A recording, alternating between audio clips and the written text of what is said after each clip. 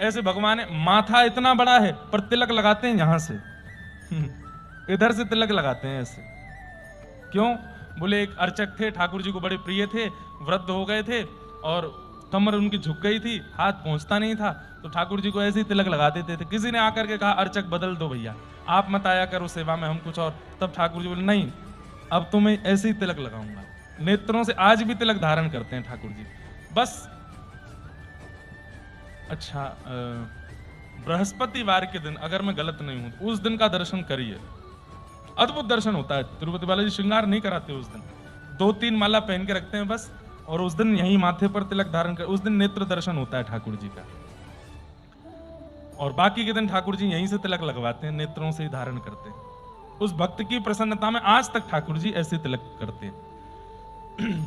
एक ग्वारिया था, वो रोज दूध लेकर के ऊपर आता था। ठाकुर जी ने उसको कहा कि भाई तुम वृद्ध हो गए हो, मत आया करो, इतना नीचे से आते हो चढ़ करके पूरे पर्वत पर, हमको बहुत कष्ट होता है। बोला मैं, मेरी सेवा है, मुझे रोको मत, मैं आऊंगा। तो ठाकुर जी बोले जब तक दूध मिलेगा तब तक तो आएगा, दूध मिलना बंद होगा तो फिर कैसे आएगा। तो ठाकुर जी रात को ही जाते, सब गैयाओं के नीचे बैठ के थन से दूध पियाते, सारी गैयाओं का दूध पियाते। सुबह जब वो दूध काटने बैठता तो एक बूंद दूध नहीं मिलता। अब बिना दूध के कैसे जाए ऊपर? वो गया नहीं, एक दिन नहीं गया, 2 दिन नहीं गया, 3। उसने कहा कौन आकर के रात में मेरी गायों का दूध पी जाता है। लाठी लेकर के बैठा और इतने में गोपाल रूप धारण करके श्री तिरुनारायण भगवान तिरुपति बालाजी आए और गैयाओं का थन मुख में लेकर के जैसे ही पी रहे थे, तुरंत उसने दूर से देखा ये कोई बालक है, कोई अहीर का बालक आया है, दूध पी रहा है। वहीं से निशाना लेकर के उसने जोर से लाठी मारी। ठाकुर जी भागे लेकिन लाठी जाकर के ठोड़ी पे लगी और ठाकुर जी दौड़ करके ऊपर मंदिर पहुंचे।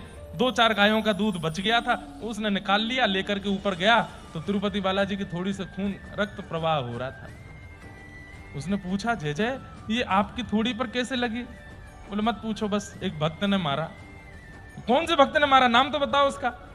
भगवान ने उसी का नाम बोल दिया। बोले तुमने? मैं कैसे कर सकता हूं ऐसा नाथ?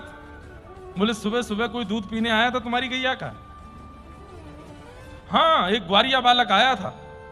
अरे बड़ा चतुर चंचल, रोज मेरी गायों का कितना, मैं तो सोचता हूं भगवान उसका पेट है कि कुआं, इतनी सारी गैयाओं का दूध थन लगा के पी जाता था। आज मैंने पकड़ लिया, पकड़ के मारा उसमें डंडा। ठाकुर जी हंस के बोले कोई और नहीं आए थे, हम ही आ रहे थे। हम ही रोज गौशाला में आके तुम्हारी सब गैयाओं का थन निकाल के दूध पी जाते थे, आज तुमने इतनी जोर से मारा। वो भक्त बहुत रोया। बोले मैं मना कर रहा था ऊपर मत आया करो, इसलिए तुमको रोकने के लिए मैं नीचे आके दूध पी जाता था। तब उसने कहा मैंने कितना श्रम करा दिया ना आपको, अब मैं क्या करूं?